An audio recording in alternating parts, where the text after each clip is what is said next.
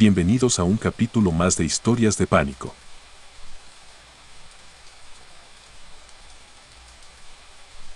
El niño en la brecha, testimonio real en Nayarit 2016.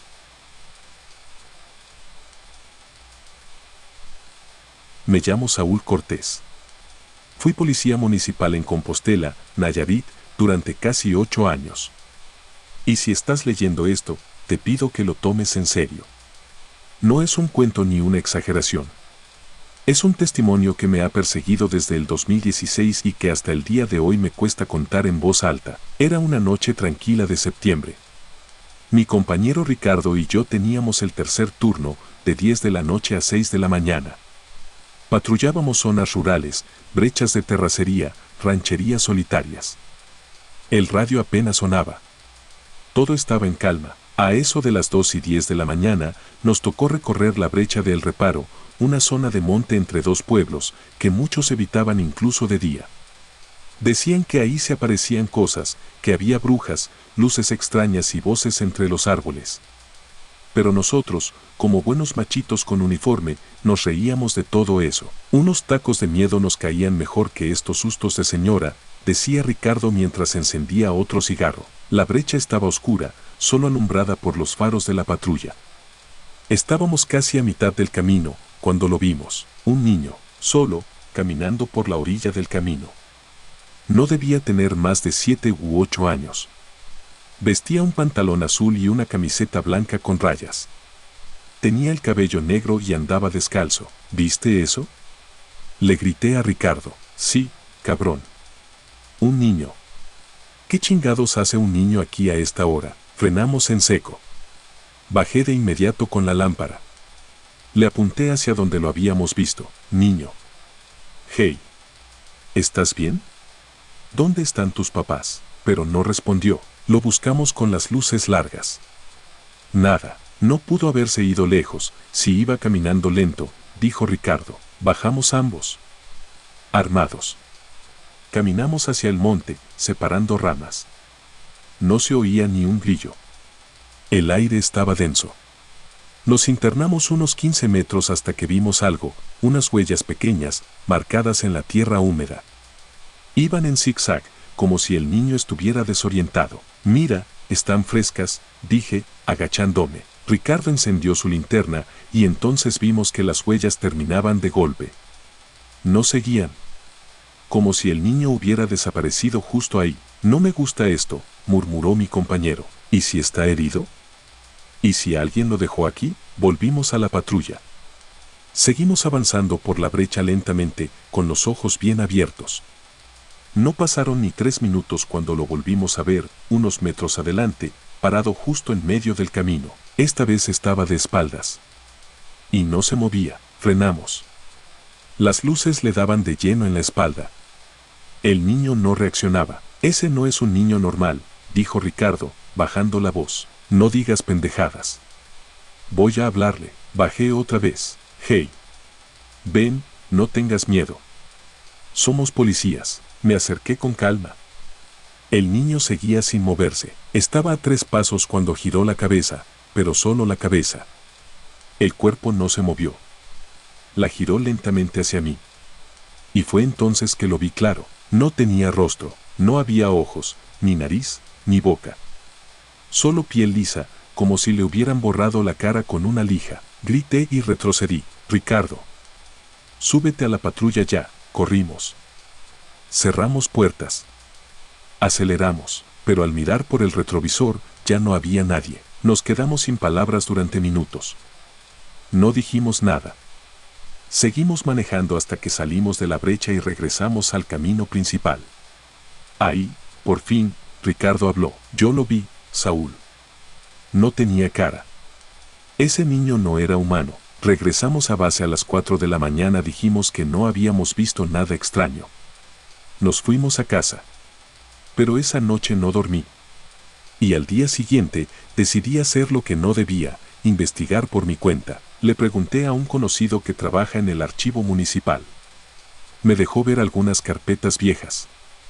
Y encontré algo. En 1998, un niño llamado Luis Ángel Ríos, de 7 años, desapareció en esa misma brecha. Había salido de su casa rumbo a la tienda del ejido y jamás volvió. Lo buscaron por semanas. Lo único que encontraron fue una camiseta blanca con rayas, colgada en una rama, sin rastro de sangre, sin cuerpo. El caso fue archivado como no localizado. Volví a leer el expediente 2 veces. La descripción física era exacta al niño que vimos. Sentí un escalofrío en el pecho. Cerré la carpeta y no volví a tocar el tema. Hasta que volvió a aparecer. Un mes después, otro turno nocturno. Íbamos por la misma zona. Esta vez yo iba con otro compañero, Mario, un chavo nuevo que no sabía nada de lo que había pasado. Estábamos cruzando la brecha cuando el radio hizo un sonido extraño. No era un llamado. Era como un ruido, una voz distorsionada que apenas se entendía. Decía algo como, mamá, me fui, no puedo volver. Mario me vio. ¿Eso fue el radio? Sí, respondí sin pensar. Una interferencia, pero yo ya lo sabía. Esa voz era de un niño. Bajé el volumen del radio y pisé el acelerador. Y entonces, como si alguien nos estuviera esperando, el motor se apagó solo. La patrulla se detuvo. Intentamos arrancar. Nada. El tablero parpadeó. Las luces se apagaron. Estábamos en completa oscuridad, y ahí, al frente, una silueta, una figura infantil, parada en el camino. No puede ser, dije en voz baja. Mario sacó la lámpara y alumbró. El niño, pero esta vez, tenía cara. O eso parecía. Sus ojos eran enormes. Negros. Su boca estaba cerrada. Tenía las manos colgando, inertes. Y lo más extraño, una lágrima bajaba por su mejilla. ¿Nos está llorando?, preguntó Mario, y en ese momento, la patrulla se encendió sola. Las luces se prendieron, el tablero revivió, y el niño ya no estaba. Arranqué como loco. No paramos hasta llegar a la comandancia. Desde entonces, ese tramo ya no se patrulla de noche. Y aunque nunca lo oficializaron, muchos policías saben que ahí, en la brecha de El Reparo, se aparece un niño perdido. Algunos lo ven, otros solo escuchan su voz en el radio. A veces pidiendo ayuda. A veces llamando a su mamá. Yo me salí de la corporación 2 años después, pero el recuerdo sigue vivo. A veces, cuando manejo solo por caminos rurales, el radio hace ese mismo ruido. Y juro que escucho una vocecita decir, ¿me ayudas a volver a casa? Y entonces bajo el volumen, y sigo manejando sin mirar atrás.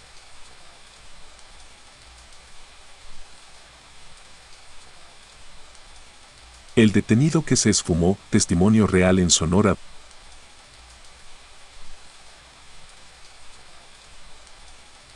Me llamo Julián Miranda. Fui policía municipal en Álamos, Sonora, durante 6 años. Y aunque en ese tiempo vi cosas feas, muertos, accidentes, levantones, nada me afectó tanto como lo que sucedió esa madrugada del 14 de abril de 2014. Antes de contártelo, te aclaro algo, esto no lo reporté oficialmente. Ni yo, ni mi compañero. Porque si lo hubiéramos hecho, nos sacaban por locos o nos metían en asuntos que no podíamos controlar. Pero lo vivimos. Lo vimos con nuestros ojos. Y fue real. Ese lunes, me tocaba guardia nocturna con mi compañero Mauricio, el Mau, uno de esos tipos callados pero efectivos. Eran como las 3:20 de la mañana, cuando nos llegó un reporte por radio, sujeto masculino causando disturbios en la vía pública. Calle Reforma y Pino Suárez. Posible intoxicado, nos quedaba cerca. En 5 minutos ya estábamos ahí. Desde la patrulla lo vimos, un tipo como de unos 30 años, flaco, sin camisa, con los pantalones llenos de tierra. Estaba parado a media calle, gritando hacia el cielo como si le hablara a alguien.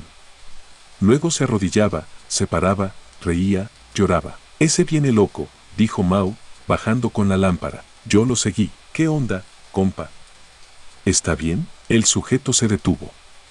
Nos miró. Y lo primero que pensé fue, esos ojos no están bien. No estaban inyectados, ni vidriosos. Estaban completamente negros, como si no tuviera pupilas ni blanco. No están listos para saber la verdad, dijo él, con una voz ronca, bajita, casi como si recitara algo. ¿Cuál verdad, viejo? Le dijo Mao, más firme. Acompáñenos. Va detenido por alterar el orden. No opuso resistencia. Lo esposamos, le hicimos la lectura de derechos. No traía identificación, ni celular, ni nada. Solo una pequeña cruz metálica colgada del cuello. Y todo el tiempo sonreía, como si supiera algo que nosotros no. Lo subimos a la patrulla. El vato no decía su nombre. Solo repetía frases como, ellos ya vienen, yo nomás les abrí la puerta, o cosas como, esto ya no es mío. Este cuerpo ya no me pertenece. Al llegar a los separos, ya eran casi las 4 de la mañana. Lo bajamos, lo entregamos a Marco, el agente encargado de la celda nocturna. Le explicamos que lo habíamos detenido por disturbio y que al parecer estaba bajo el efecto de algo. Nombre, no trae. Dice que se llama el que ve más allá. Marco nos miró con cara de otro loco más. Lo metimos al separo del fondo, lo registramos en el libro de ingresos como NN masculino, 30 aproximadamente, detenido por alteración del orden. Lo esposamos a los barrotes del interior, como es procedimiento cuando hay riesgo de que se autolesione. Todo parecía normal, hasta que ya íbamos saliendo y la luz del pasillo parpadeó. Se fue y regresó en menos de un segundo. ¿Vieron eso?, preguntó Marco. Sí. Pinche foco flojo, dijo Mao, pero el foco no estaba flojo. Al día siguiente, un técnico revisó el sistema eléctrico. Todo estaba bien. Nos fuimos a seguir patrullando. Una hora después, cuando pasamos de regreso por la base, Marco salió corriendo a recibirnos. Oigan, ¿qué madre hicieron? ¿Cómo que qué? El tipo, el detenido que trajeron, ya no está. ¿Cómo que no está? No está. Se esfumó. Las esposas están cerradas y colgando. Y la celda estaba cerrada con llave. Corrimos adentro. Yo mismo abrí la puerta del separo. Las esposas seguían cerradas, colgando del tubo. Pero el detenido ya no estaba. No había rastros de escape. Ni barrotes forzados. Ni cerrojos dañados. Ni cámaras movidas. Nada. Revisamos los videos. Y fue ahí cuando todo se volvió más raro. A las 4:16 de la mañana, en el video de la cámara del separo, se ve al detenido sentado en el piso, esposado al tubo. De pronto, levanta la cabeza y mira directamente a la cámara. Su cara parece distinta. Los ojos se ven negros, pero brillosos, como si tuvieran fuego dentro, y en cuestión de segundos, se desvanece, así. Como si el video lo borrara. Un segundo está ahí. Al siguiente, ya no. Las esposas siguen. La sombra en el piso sigue. Pero él ya no está. Esto está editado. Grité, sin creer lo que veía. No se puede editar algo que se graba en tiempo real, dijo Marco, pálido. ¿Y las cámaras de los pasillos? Fuimos a revisarlas. En la de la entrada del área de separos, entre las 4:15 y las 4:17, la imagen está en negro total. Como si alguien hubiera cubierto el lente.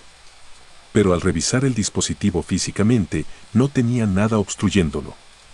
Fue como una especie de interferencia, durante exactamente 2 minutos. Lo más inquietante, en el registro del libro, su nombre apareció después.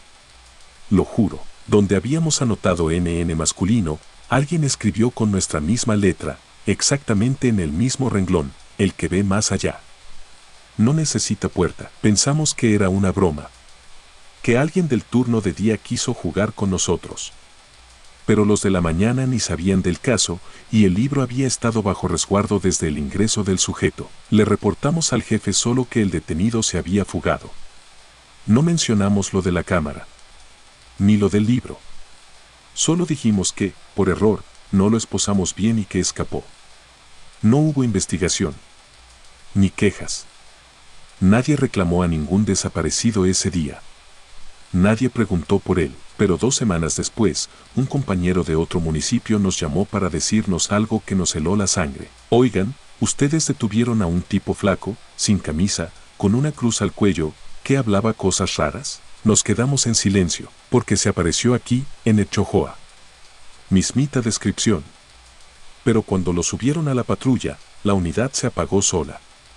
Y el tipo desapareció del asiento trasero, con la puerta cerrada. ¿Qué hicieron? Nada.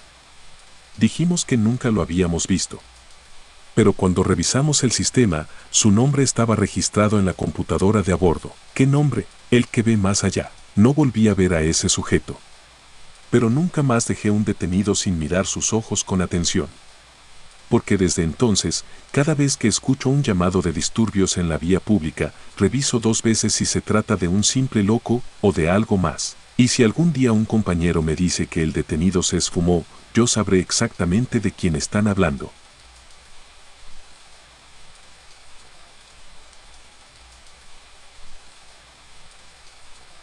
El llanto en los separos, testimonio real en Puebla 2009.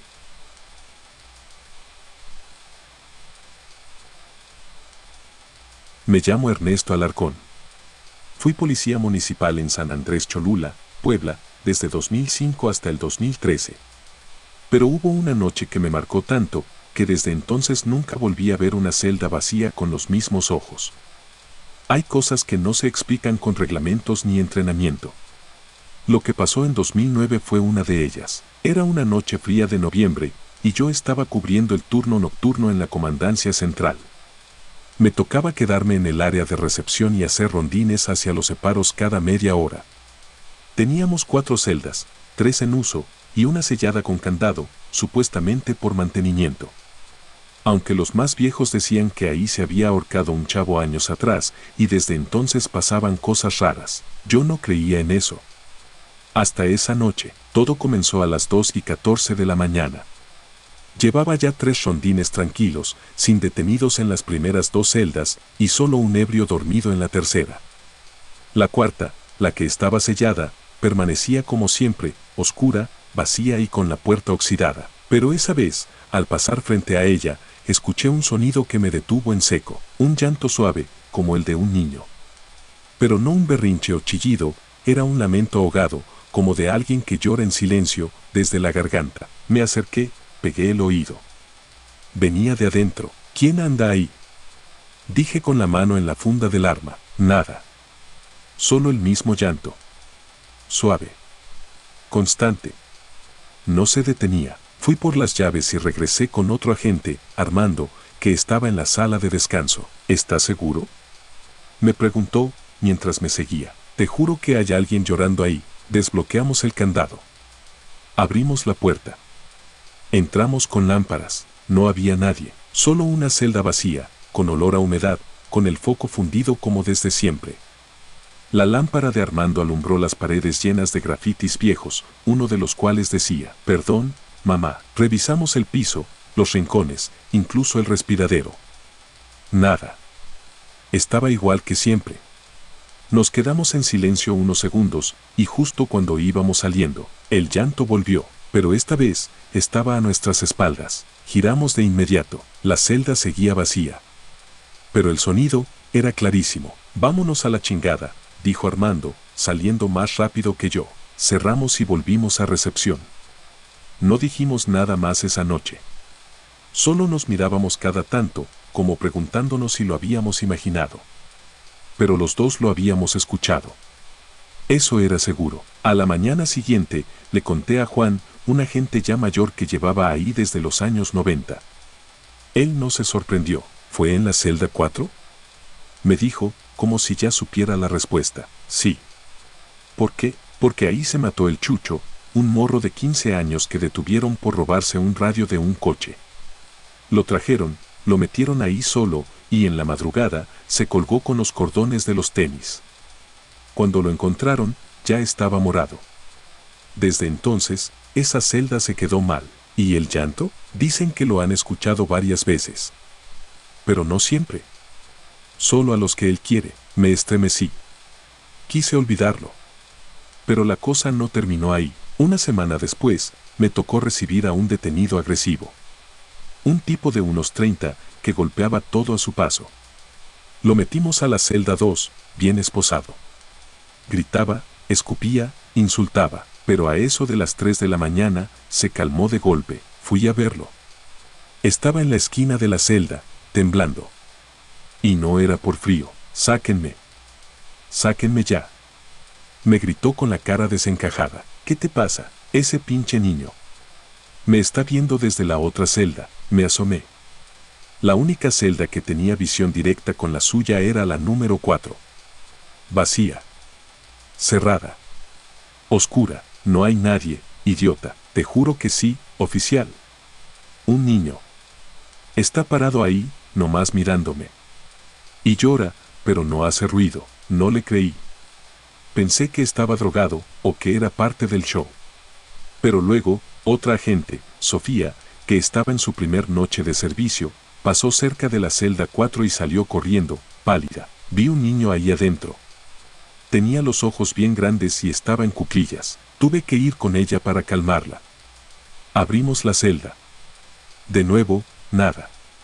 Ni rastro. Solo polvo. Esa noche nadie volvió a acercarse a ese lado, y no fue la última vez. Un día, durante el cambio de turno, una oficial escribió en el parte de novedades. Durante las 4 horas, se escuchó claramente el llanto de un niño en la celda 4. No se encontró persona alguna. Se cerró con doble candado. El hecho queda registrado. Esa nota desapareció del parte al día siguiente. Alguien borró el registro. Después de eso, pusieron cámaras en los separos. Pero hubo una noche, en enero de 2010, donde la cámara que apunta hacia la celda 4 grabó lo siguiente. A las 3:46 de la mañana, se ve que el foco de la celda, que lleva fundido años, se enciende solo. Se queda prendido durante exactamente 11 segundos. Luego se apaga, y en esos 11 segundos aparece una sombra pequeña, de forma humana, que cruza lentamente el interior. Nadie podía explicar eso. Nadie. Yo aguanté 3 años más ahí. Cada vez que me tocaba guardia en esa zona, ponía una silla lejos de la puerta de esa celda. Y cada vez que escuchaba un ruido, ponía música en mis audífonos para no oír nada. Me fui en 2013. Pero hace poco, un viejo compañero me escribió. ¿Te acuerdas del llanto? ¿Otra vez? Sí. Solo que esta vez salió en el audio del intercomunicador. ¿Cómo? Sí. A las 3:33, sin que nadie lo activara, el intercom de la celda 4 encendió solo y se escuchó el llanto en todo el altavoz. Duró 17 segundos. Quedó grabado. No se escucha voz. No se escuchan palabras. Solo ese llanto apagado. Como si un niño llorara solo en la oscuridad. Como si siguiera ahí. Esperando. Yo lo escuché. Lo viví. Y no hay duda, en la celda número 4, algo quedó atrapado. Tal vez Chucho. Tal vez algo más. Pero si algún día te toca estar en una comandancia, solo, en la madrugada, y escuchas que un niño llora en una celda vacía, no abras la puerta. No le hables.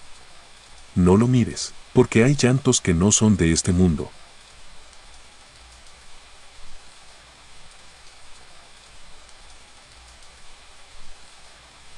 El caso del llamado falso, Oaxaca, 2018. Mi nombre es Víctor Reynoso, fui policía municipal en un pueblo cerca de Miahuatlán, Oaxaca. Estuve en servicio por 9 años hasta que me pasó esto y decidí alejarme. Lo que viví una madrugada de 2018 no lo pude reportar como realmente ocurrió. Porque si lo hacía, o me encerraban por loco, o me hacían desaparecer. Eran las 3:11 de la mañana, la madrugada del 18 de abril. Estábamos en turno mi compañero Mario y yo. Habíamos regresado de un recorrido rutinario por la carretera federal cuando sonó el radio. Unidad 07, favor de verificar domicilio, calle 16 de septiembre número 308. Reporte por violencia familiar. Voz femenina gritando, me está matando. Yo anoté la dirección y Mario frenó en seco. ¿308? ¿No es la casa abandonada? Preguntó él, mirándome. ¿Cuál casa? La que está tapiada desde hace como 10 años, la del incendio. Me encogí de hombros. No recordaba bien, pues si el llamado entró, hay que ir. Tomamos la calle. Era angosta, de piedra antigua. Casas viejas, la mayoría con paredes de adobe y tejas. El 308 estaba ahí, al final, con un muro sin repellar y un portón oxidado a medio colapsar. Efectivamente, parecía abandonada desde hace años. ¿Seguro que es aquí? Dije, al ver la maleza en el patio. Aquí dice, confirmó Mario, revisando de nuevo el GPS del radio. Bajamos de la patrulla, yo con mi linterna y Mario con la escopeta. Nos acercamos al portón.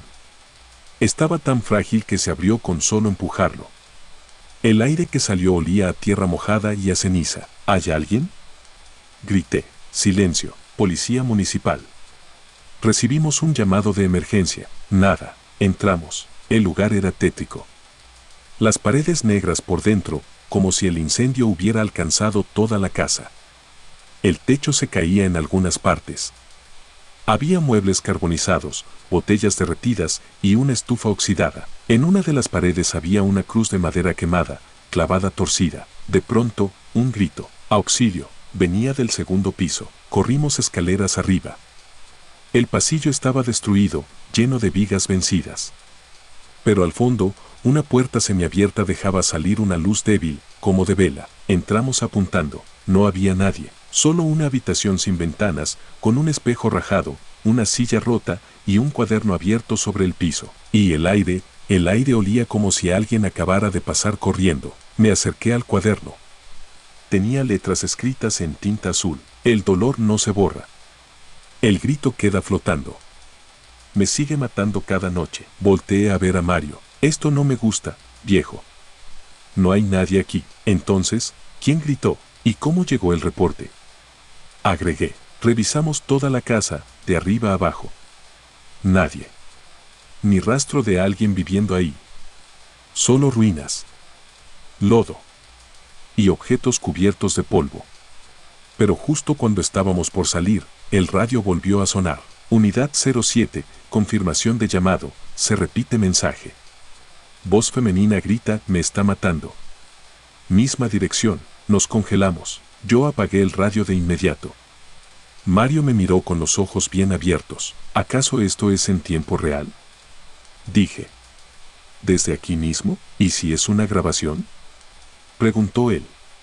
¿O una interferencia? ¿Cómo va a ser interferencia si menciona esta dirección exacta? Salimos a la calle, aceleramos a la patrulla, pero al mirar el retrovisor, las luces de la casa se volvieron a encender. No había electricidad. Grité. Y en ese momento, una figura apareció en la ventana del segundo piso. Era una mujer. Pálida. De cabello largo. Con un rostro flaco, como si no hubiera comido en semanas. Su boca estaba abierta, pero no emitía sonido alguno. Solo nos miraba. Inmóvil. ¿La estás viendo?, dije. Sí, sí la veo. Arranqué como loco. Al llegar a la comandancia, contamos lo básico. Dijimos que no había nadie en el lugar, que parecía broma pesada. Que seguramente alguien se metió a hacer rituales, pero por dentro sabíamos que lo que vimos no era humano. Esa misma noche, antes de terminar el turno, volvimos a escuchar la voz femenina. Esta vez en el intercom de la patrulla, sin que nadie pulsara el botón. Me está matando. Fue tan claro que detuvimos la patrulla a un lado de la carretera y bajamos temblando. El ingeniero de radio dijo que eso no era posible. Que el sistema solo recibe llamados del C2 y que no había registro de ningún mensaje. Pero nosotros lo escuchamos. Y los que nos conocen saben que no inventamos. Días después, investigué. La casa 308 se quemó en 2008. Según un archivo perdido del ayuntamiento, vivía ahí una mujer llamada Irma, con su pareja, un tipo violento con antecedentes. Él la encerró, la golpeó y le prendió fuego a la casa con ella adentro. El caso se archivó como accidente. Nunca se procesó a nadie. Dicen que los vecinos escucharon sus gritos, pero que nadie la ayudó. El fuego consumió todo en minutos. Y desde entonces, nadie se atrevió a entrar. Nadie. Hasta nosotros. Y ahora, te diré lo más espeluznante. Una semana después del caso, recibimos otro reporte nocturno. Distinta voz. Distinta ubicación. Pero el mensaje era el mismo. Me está matando. Solo que esta vez, venía de una casa que ya no existía. Una dirección derrumbada desde el terremoto del 2017. Y ahí entendí algo. No eran llamados falsos. Eran gritos atrapados en el tiempo. Ecos de mujeres que murieron sin que nadie las ayudara. Voces que quedaron en el aire, en el concreto, en la frecuencia de los radios, y que repiten su último grito, esperando que alguien por fin las escuche. Mi consejo, si algún día recibes un llamado así, no ignores la dirección. No digas que es broma. No supongas que es interferencia, porque puede que ya no puedas hacer nada por ellas, pero ellas todavía te están llamando.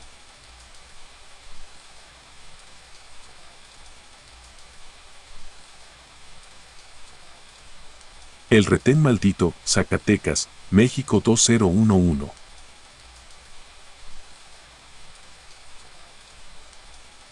Desde el 2009 trabajo como policía estatal en Zacatecas. En ese entonces yo tenía 29 años y me sentía orgulloso de formar parte de la fuerza. No éramos muchos en el destacamento de Fresnillo, y por lo mismo, nos tocaban turnos pesados. Pero nada me había preparado para lo que viví aquella madrugada de marzo de 2011. Era un sábado, poco después de la medianoche. Yo estaba asignado al retén sobre la carretera federal 45, cerca de la desviación a Río Grande. Una zona que, aunque solitaria, no tenía fama de conflictiva, al menos, no en ese tiempo. Éramos 3 en la patrulla, el oficial Torres, el comandante Rubio y yo. El retén estaba funcionando normal. Revisábamos coches, camionetas, lo típico. Todo tranquilo hasta que vimos venir una Suburban negra sin placas. Las luces altas encendidas nos encandilaron unos segundos. Esa camioneta viene muy rápido, gritó Torres. Hicimos la señal de alto con las lámparas, pero el vehículo no disminuyó la velocidad. Rubio se plantó frente a la patrulla con la mano levantada. Por un momento pensé que lo iban a arrollar, pero en el último segundo, la Suburban frenó en seco, a unos 3 metros de nosotros. Se me erizó la piel. Los vidrios estaban polarizados. Nadie bajó, ni siquiera se escuchaba el motor. Rubio se acercó, hizo la seña de que bajaran el cristal. Nada. Volvió a intentarlo. Yo sentía algo raro. No miedo exactamente, pero sí una tensión en el aire. Me acerqué del lado del copiloto, iluminando con mi lámpara. Golpeé el vidrio, y fue ahí cuando lo vi. Adentro, en el asiento trasero, había una mujer sentada. De cabello largo, negro, con un vestido blanco manchado de tierra.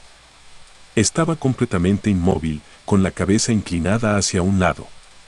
Sus ojos estaban abiertos, pero eran vacíos. Muertos. Supe en ese instante que esa mujer no estaba viva. Rubio. Grité. Hay una mujer adentro, parece muerta. Rubio corrió hacia mí, y al asomarse, palideció. Saca al conductor. Ya. Ambos dimos la vuelta, dispuestos a sacar a quien estuviera manejando, pero la camioneta estaba vacía. No había nadie al volante. Nadie en el asiento del copiloto. Solo esa mujer sentada atrás. Sin moverse.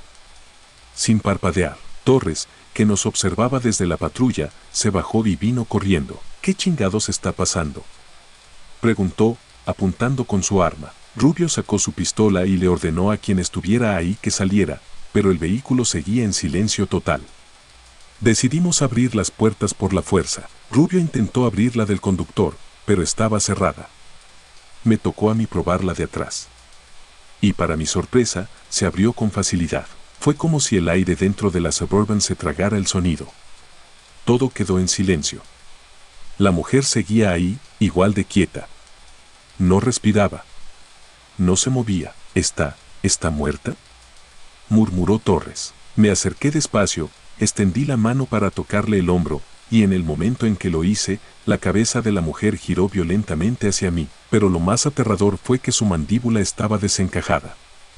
No fue un giro natural. Sonó un crujido como si se hubiera roto el cuello, pero ella seguía mirándome. No pestañeaba. Su boca se abrió, tan grande que parecía imposible. De su garganta salió un sonido, no humano. No era un grito. Era como un zumbido bajo, un lamento grave que vibraba en el aire. Salí corriendo hacia atrás, tirando la lámpara. Torres gritó y disparó hacia el cielo. Rubio reaccionó y cerró la puerta de golpe, pero la camioneta empezó a temblar. Como si algo dentro estuviera golpeando desde todos lados. «Vámonos a la chingada», gritó Rubio. Corrimos a la patrulla. Cuando arrancamos y dimos vuelta en U, miré por el retrovisor. La Suburban seguía ahí, pero ahora todas las puertas estaban abiertas, y no había nadie, ni la mujer, ni el ruido, ni las luces. Todo en silencio. Regresamos a la comandancia sin decir una palabra. Rubio reportó el incidente como vehículo abandonado sospechoso, pero no mencionó nada de la mujer. Yo tampoco dije nada, porque ¿quién nos iba a creer? Esa noche no dormí. Tuve pesadillas. Soñé con esa mujer mirándome, con su boca abierta, con su cuello roto. Pasaron varios días hasta que alguien más mencionó ese lugar. Un agente viejo, apodado el Gordo Zárate, nos escuchó hablando en voz baja y se acercó. ¿Ustedes estaban en el kilómetro 78? Preguntó. Asentimos. No son los primeros que ven cosas raras ahí. En los 90, un federal murió ahí mismo. Dicen que persiguió una camioneta parecida y la encontró vacía, con el motor encendido. Lo encontraron muerto, con los ojos en blanco, la cara llena de tierra y sin marcas de violencia. El expediente sigue abierto. Nadie quiso volver a ese tramo. Me quedé helado. Rubio se puso pálido. Y desde ese día, nadie quiso tomar ese retén de nuevo. Ni de noche. Ni con refuerzos. Lo sacaron del plan operativo, pero la historia no terminó ahí. 2 meses después, Torres desapareció. No se presentó a su turno. No contestaba el celular. Su esposa fue a la comandancia a reportar que no lo había visto desde la noche anterior. Dijimos que quizá había tenido un percance, pero sabíamos que algo no andaba bien. Esa misma noche, encontraron su coche abandonado, cerca del mismo tramo, pero él no estaba. Solo su arma, su radio y su libreta de notas. En la última página había escrito una frase repetida varias veces. Ella no me deja dormir. Ella no me deja dormir. Ella no me deja dormir. Años después pedí mi cambio de zona. No volví a pasar por ahí. Ni en auto particular. Ni en servicio. Rubio se retiró poco después por razones personales, pero sé que fue por lo mismo. Nunca lo volvió a mencionar.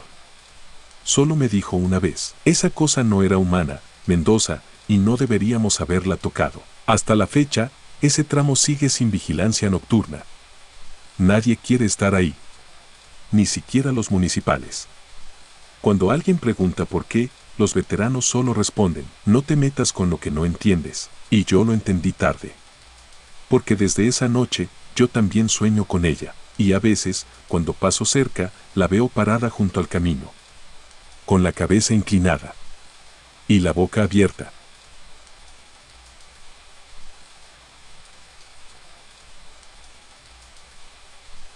El último llamado de la patrulla 314, Guanajuato, México 2018.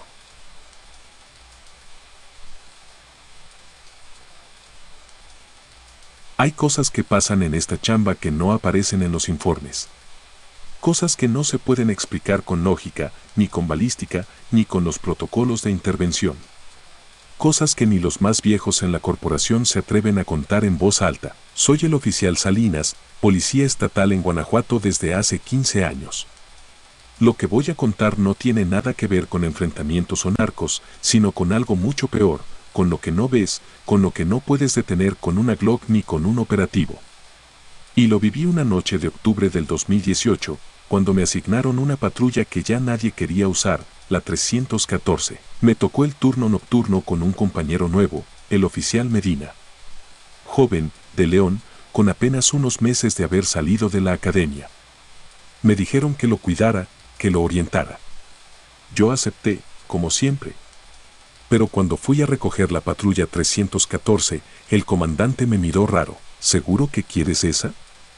Me dijo en voz baja, ¿es la que me asignaron? ¿No? Sí, pero esa patrulla no ha estado bien desde el caso del oficial Gómez. Me quedé en silencio. No conocía a Gómez, pero sí había escuchado su historia. Desapareció en servicio 2 años antes. Su patrulla apareció a las afueras de Irapuato, con las puertas abiertas y las luces encendidas. Nadie supo qué le pasó. Nunca encontraron su cuerpo. Se hablaba de un secuestro, de ajustes de cuentas, pero muchos aseguraban que había sido otra cosa. Algo que no querían explicar. Yo no creo en fantasmas, pero esa noche cambió todo. Arrancamos cerca de las 11. Era un recorrido de rutina por la carretera entre Salamanca e Irapuato, donde suele haber reportes de robos a transporte. Llevábamos el radio encendido, todo en orden. Medina se notaba nervioso. ¿Es cierto que esta patrulla está maldita?, me preguntó. Me reí. No creas en todo lo que oyes. La patrulla es solo metal. Lo que importa es quién va adentro, pero mentí. Desde que nos subimos, sentí el ambiente raro. Pesado. El interior olía a humedad, como si nunca la hubieran limpiado. El motor vibraba aunque estuviera en neutral.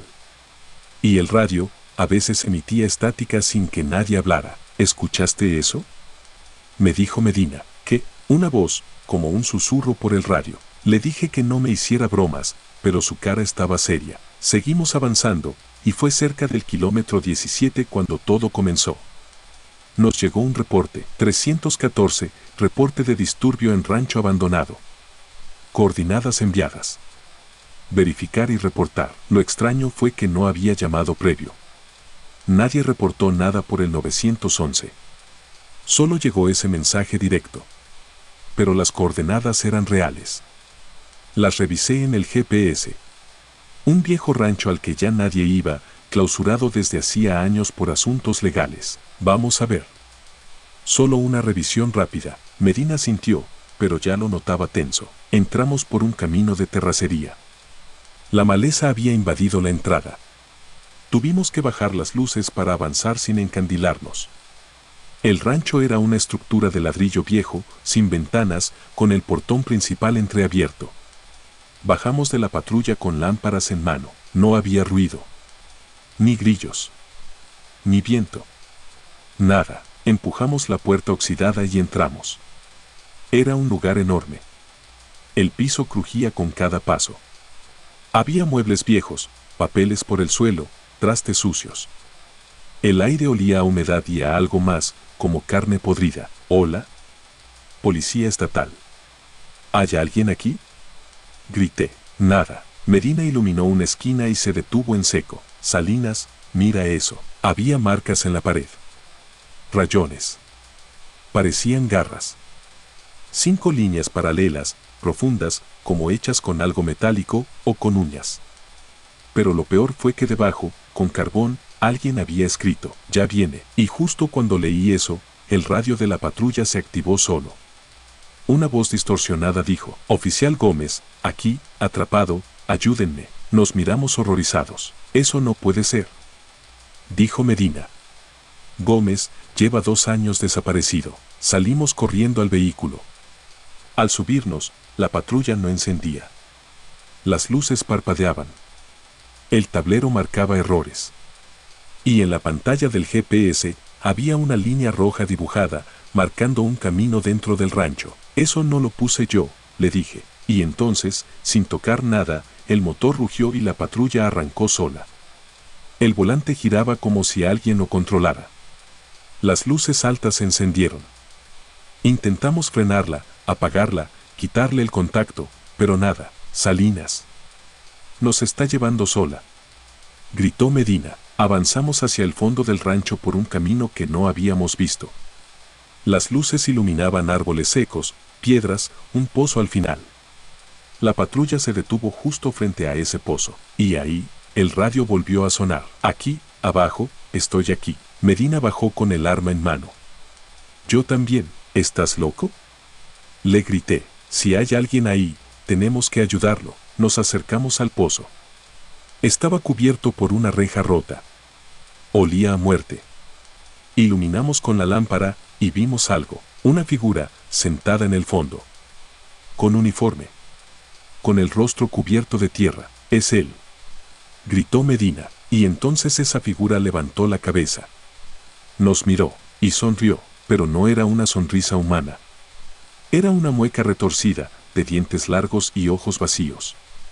Se levantó de golpe y comenzó a trepar por la pared del pozo sin tocar nada. Como si flotara. Corre. Corrimos a la patrulla, pero las puertas se cerraron solas. Encerrados. Atrapados. Las luces se apagaron. Solo el zumbido del radio. Ya viene. Ya está aquí. Medina gritaba, golpeaba las ventanas. Yo intenté patear la puerta. Y entonces, lo vi. Esa cosa se arrastraba por el cofre. No era Gómez. Era algo usando su uniforme. Tenía la cara desfigurada, los brazos alargados. Miró directo al parabrisas. Y en voz profunda, murmuró, «Tú eres el siguiente», y todo se apagó. Desperté de madrugada. Estaba tirado fuera de la patrulla, en medio del campo. Medina estaba a unos metros, inconsciente. La patrulla encendida, pero sin nadie adentro. El GPS había borrado todo. Llamamos refuerzos. Dijimos que habíamos sido emboscados, que alguien nos drogó. No nos creyeron. Nos hicieron exámenes. No había drogas. Ni alcohol. Nada, pero desde esa noche, Medina no volvió a ser el mismo. Se fue de baja voluntaria. Dijo que soñaba todas las noches con el pozo, con la sonrisa, con la patrulla. Yo lo vi una vez más, meses después. Me abrazó y dijo, «Salinas, la patrulla 314 sigue llamando. No la contestes. Hoy, la 314 sigue activa. Nadie dice nada, pero los novatos la rechazan. Siempre pasa algo raro con ella. Luces que se prenden solas. Radio con voces distorsionadas. O rutas que aparecen en el GPS sin que nadie las programe. Y si algún oficial desaparece, siempre es de noche. Y siempre es en esa patrulla. Yo sobreviví. Pero cada vez que veo esa unidad estacionada en la base, siento que me está mirando. Y a veces, por la noche, cuando cierro los ojos, escucho la voz. Oficial Salinas, aquí, atrapado, ayúdame. Pero yo ya no respondo, nunca más.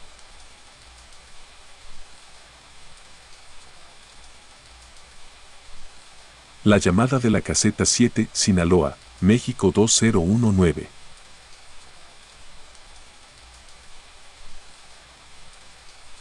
No es fácil ser policía en México. No por lo que crees. No por los narcos ni por la violencia. Es por lo que te toca ver y no puedes contar, por lo que cargas en la espalda cuando llega la noche.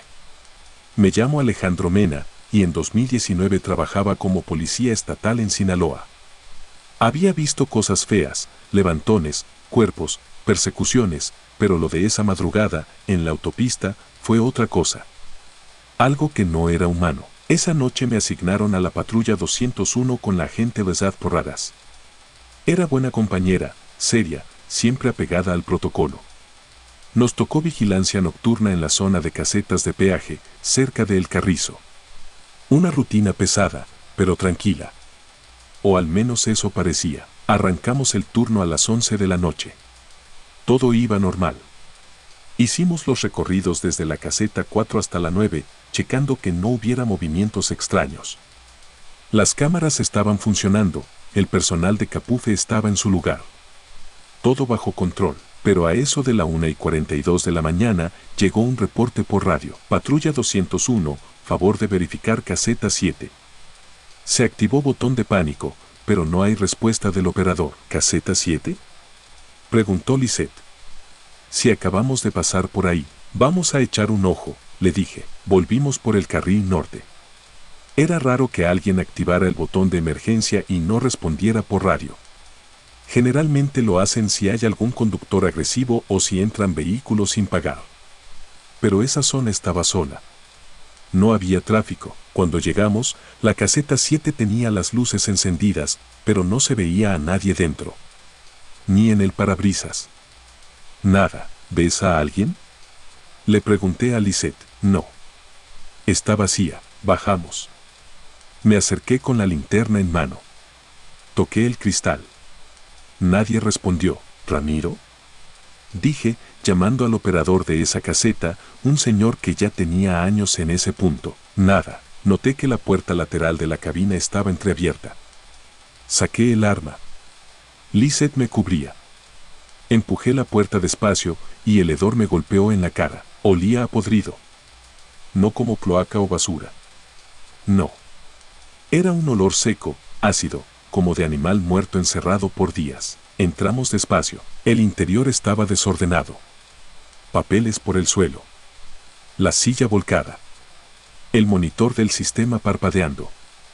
Pero lo más raro fue que las cámaras mostraban un video de la cabina en tiempo real.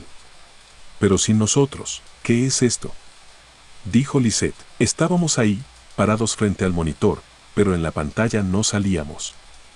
Como si no existiéramos. Solo se veía la cabina vacía. Como si aún no hubiéramos llegado. Esto está mal, le dije. Algo anda muy mal. Y entonces, en el radio, se escuchó una voz. Ayúdenme, está aquí, no salgan, por favor, no salgan. Era la voz de Ramiro. Lo reconocí. Pero no venía desde fuera. Venía del altavoz interno del sistema. Revisamos cada rincón. Nadie. Revisamos bajo la cabina. Nada. Busqué en el archivo los videos grabados de esa noche. Encontramos uno, marcado con la hora la 1:37 de la mañana. Lo reprodujimos. Se veía a Ramiro atendiendo normalmente. Una camioneta blanca se detiene. Él cobra, levanta la pluma, y justo cuando el vehículo avanza, la imagen se congela. Y después, aparece algo detrás de Ramiro. No se veía claro. Era una figura negra, humanoide, muy alta. No se distinguía rostro. Solo una especie de sombra con ojos blancos. Ramiro se queda congelado. No gira. No corre. Solo se queda tieso, como hipnotizado. La figura le pone una mano en el hombro, y la imagen se distorsiona por completo. El video termina ahí. Salimos de inmediato de la caseta. Pedí refuerzos. Nos dijeron que en 12 minutos llegaban patrullas de la zona. Mientras tanto, nos quedamos esperando fuera de la cabina, apuntando con las armas. Lisette temblaba. ¿Tuviste eso, Mena? Eso no era una persona.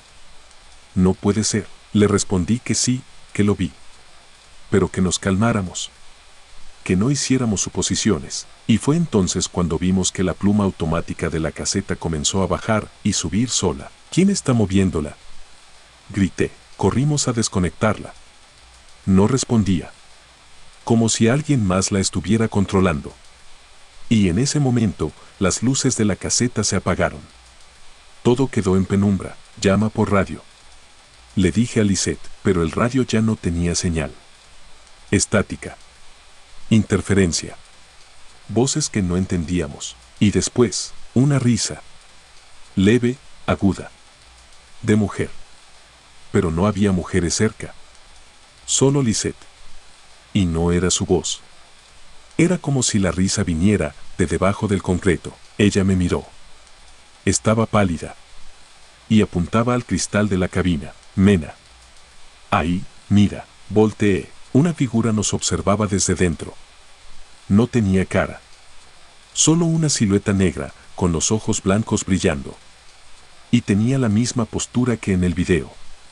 La misma. Corrí hacia la puerta con el arma lista. La abrí de golpe, y no había nadie. Llegaron los refuerzos a las 2:07 de la mañana. Les contamos lo que vimos. Nadie nos creyó del todo, pero cuando revisaron las cámaras, se dieron cuenta de algo peor. Todos los videos de esa noche estaban corruptos. Excepto uno, el que vimos nosotros. El de la figura. Ese sí seguía ahí.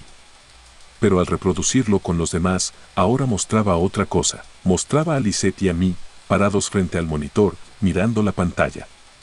Exactamente como estábamos minutos antes, pero detrás de nosotros había algo, una figura con cuernos. Altísima. Mirándonos. Y en el segundo 17 del video, sonríe. Nos retiraron del servicio por 15 días. Dijeron que sufrimos un shock por estrés y que necesitábamos evaluación psicológica, pero eso no es lo peor. Lo peor es que Ramiro nunca apareció, ni su cuerpo, ni su uniforme.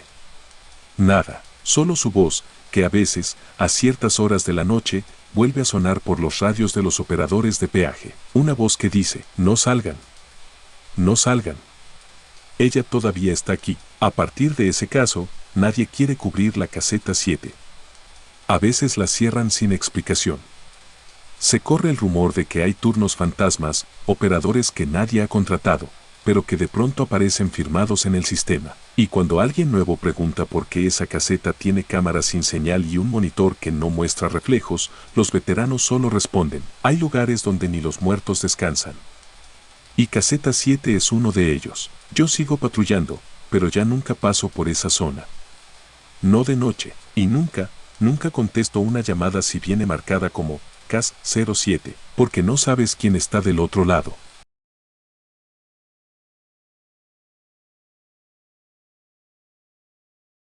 Muchas gracias, te invito a suscribirte y darle like si quieres más historias.